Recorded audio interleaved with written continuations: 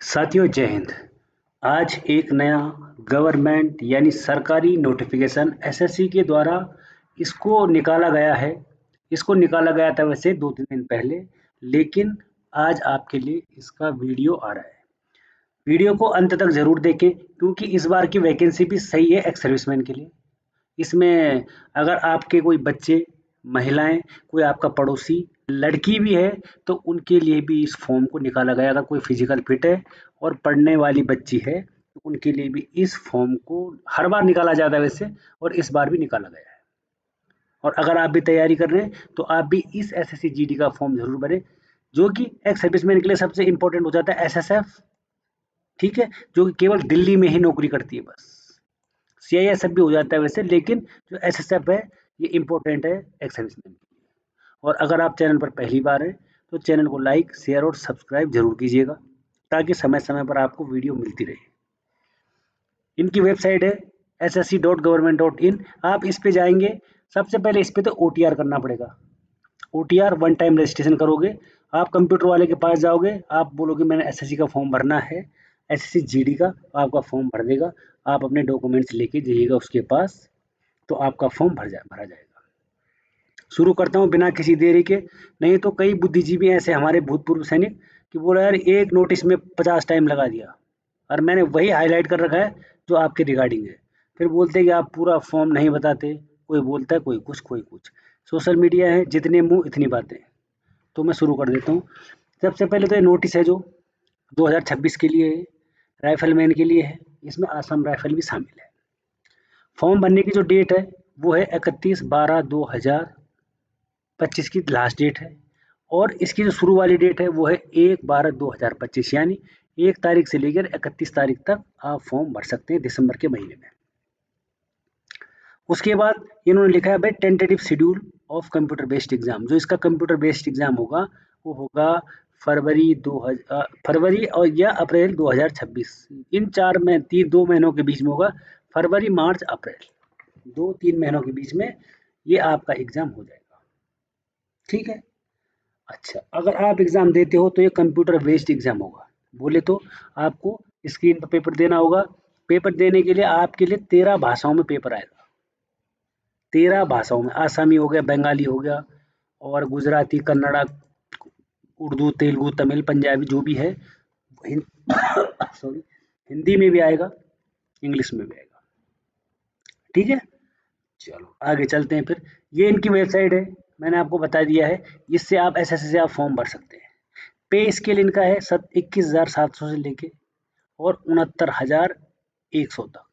ये इनका पे लेवल है, पे लेवल 3 21,700 इनकी बेसिक होती है, ठीक है। ये मत सोचना टोटल पेमेंट यही है, बेसिक ये होती है। तो फिर आप 60,000 जो भी होगा, 55-60,000 वहां तक आप पहुंचोगे। ये होती है मेल की वैकेंसी, और यहाँ पर है फीमेल की वैकेंसी। फीमेल में देखो अनरिजर्व, और यहाँ पर मिलेगा आपको ईडब्ल्यूएस, ओबीसी, एससी, एसटी, और यहाँ पर भी unreserved, EWS, OBC, SC, ST, आप जो भी हो। एक्स सर्विसमैन के लिए यहाँ पर कोई भी वैकेंसी नहीं दी गई है, लेकिन उनके लिए वैकेंसी है। यहाँ पर कोई कॉलम नहीं बनाया गया है, वो आपको आगे वीडियो में बताया जाएगा। बीएसएफ है, सीआईएसएफ है, सीआरपीएफ है, और एसएसबी है, आईटीबीपी है, आसाम राइफल है, और यहाँ पर एक और है एसएसएफ।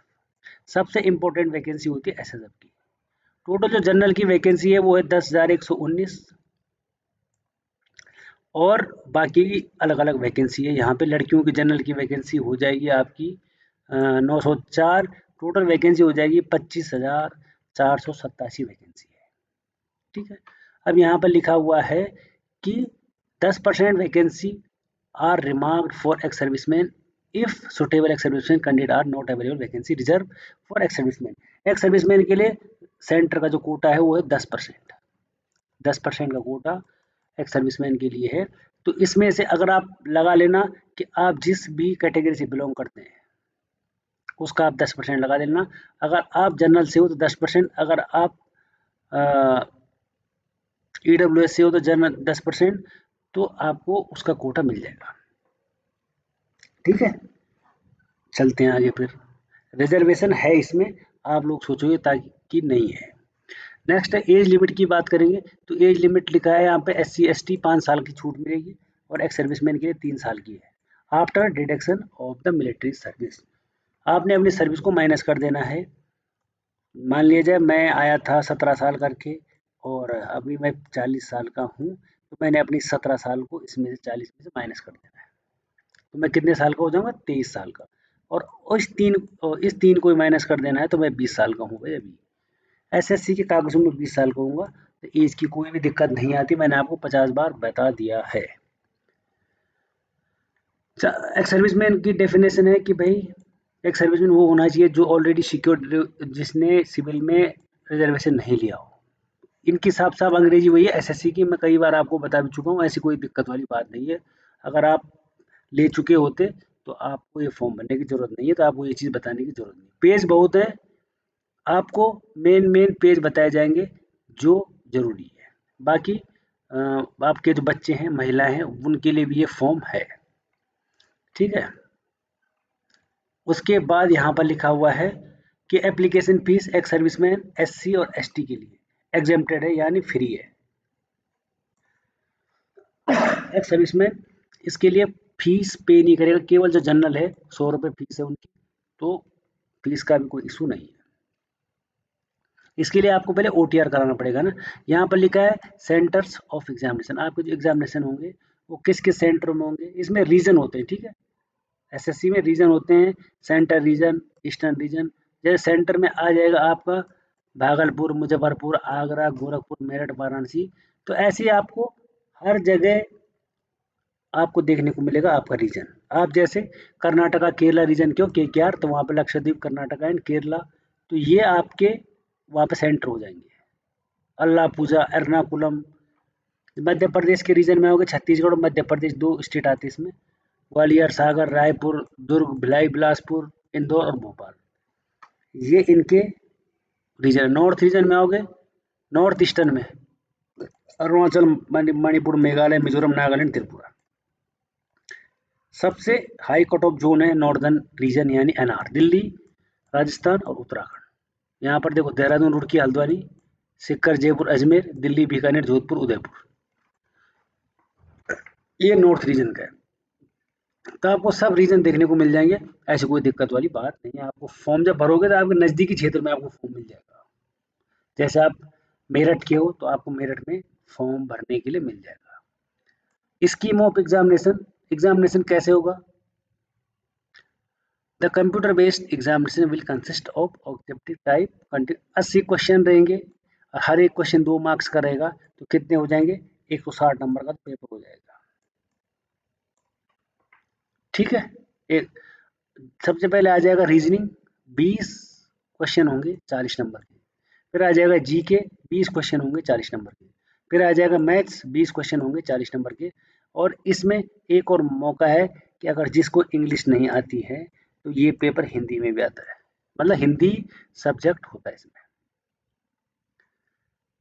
20 क्वेश्चन होंगे और 40 मार्क्स होंगे, टोटल टाइम होगा 60 मिनट, ठीक है भाई। और ये सबसे अच्छी चीज़ है कि जिसको इंग्लिश नहीं आती वो हिंदी में भी एग्ज़ाम दे सकता है। आपको मैंने बता दिया एग्ज़ाम आप अपनी भाषाओं में दे सकते हो, जो 13 भाषाएं देखो, हिंदी, इंग्लिश है और बाकी रीजनल लैंग्वेज हैं, आसामीज, बंगाली, गुजराती, कन्नड़ा, उड़िया, मराठी, उर्दू, तेलुगु, तमिल, पंजाबी, मणिपुरी, मलयालम और कोंकणी। इन भाषाओं में आप पेपर दे सकते हो। नेगेटिव मार्किंग 0.25 की होगी यहाँ पे। अगर आपने एक सवाल गलत कर दिया तो 0.25 की यहाँ पर नेगेटिव मार्किंग। आपके 4 क्वेश्चन गलत है तो आपके 0.25 की नेगेटिव मार्किंग यहाँ पे हो जाएगी, ठीक है। बाकी हिंदी इंग्लिश का मैंने आपको बता ही दिया है। फिजिकल टेस्ट होगा, मेल का 5 किलोमीटर है 24 मिनट में, फीमेल का 1.6 किलोमीटर है 8.5 मिनट में, ठीक है। और बाकी लद्दाख रीजन वालों के लिए है 800 मीटर है लड़कियों के लिए, और 1.6 किलोमीटर है पुरुषों के लिए। बाकी इसमें कोई भी रामायण नहीं है, कितनी लंबी कहानी कुछ नहीं कि सर क्या सब्जेक्ट क्या है, मैंने सब पूरा पढ़ लिया है इसको और मैंने पूरा देख लिया है। सिलेक्शन कैसे होगा? सिलेक्शन आपको पता है एग्ज़ाम देना है और उसके बाद फिजिकल देना है, उसके बाद फिजिकल एफिशिएंसी दौड़ना है, उसके बाद अनरिजर्व को 30% मार्क्स होने चाहिए, ओबीसी को 25 और बाकी जो एक्स सर्विसमैन अदर है उनको 20% नंबर लाने पड़ेंगे। ठीक है, समझ गए भाई? मतलब 160 का 20% आपको लाने पड़ेंगे। 160 का 20% कितना हुआ, आपको वो लाने पड़ेंगे। ठीक है, अच्छा, बाकी कुछ नहीं है। बाकी यहाँ पे देखो BSF, CISF, CRPF, SSB, ITBP, Assam rifle और एसएसएफ, इन वैकेंसियों के लिए यहाँ पर नोटिफिकेशन निकाला गया है। तो इससे अलावा कुछ नहीं, इसमें पेज बहुत ज़्यादा है, तो मैं आपको सब पेजों पे नहीं ले जाना चाह रहा हूँ, क्योंकि फिर आप बोलोगे कि आपने वीडियो बहुत लंबा बना दिया है। तो इस फॉर्म को अगर जो एक्स सर्विसमैन तैयारी कर रहा है और थोड़ा पीछे रह जा रहा है कुछ नंबरों से और उन्होंने गवर्नमेंट जॉब करनी है, तो पक्का इस फॉर्म को जरूर भरिएगा। ठीक है, तो फिर मिलेंगे एक और नए अपडेट के साथ, एक और नई वीडियो के साथ। दिल्ली पुलिस की प्रीवियस कट ऑफ मेरे को बोल रहे थे बंदे, वो लेके आऊँगा मैं, क्योंकि दिल्ली पुलिस का जब मैंने फर्स्ट बार एग्ज़ाम दिया था तो मैं खुद उस टाइम 2020 की बात कर रहा हूँ, मैं फाइनल मेरिट लिस्ट में 12 हो गया था, बताओ, फाइनल में। तो फिर उसकी कट ऑफ आपको बताई जाएगी, पेपर कैसा आया था, क्या था, वो आपको किसी दिन एक वीडियो में बताया जाएगा। तो फिर मिलेंगे एक और नई अपडेट के साथ, तब तक के लिए थैंक यू और धन्यवाद। स्वस्थ रहिए, मस्त रहिए और ठंड का पूरा ख्याल रखिए।